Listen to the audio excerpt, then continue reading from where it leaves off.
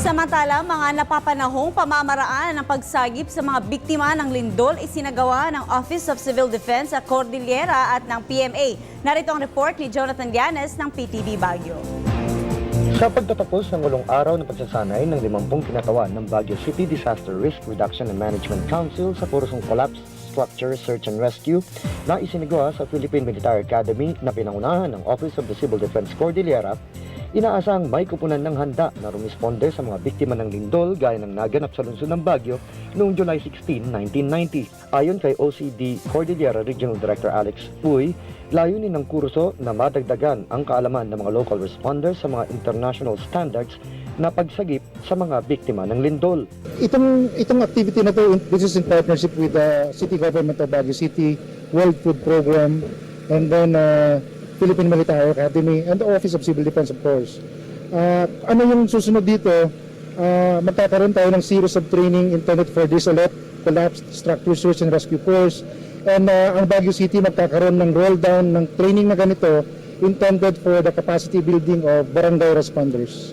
Ikinagalak naman ng isa sa mga orihinal na responders noong July 16, 1990 earthquake ang nasabing pagsasanay.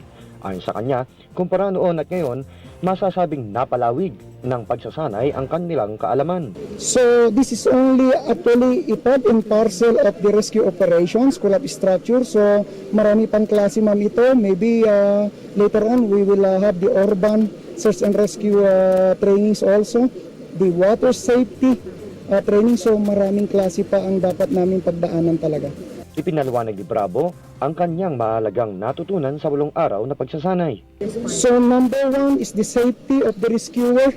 Talagang you cannot work without your buddies or your safety officer. So talagang maingat kami, especially in handling tools and equipments.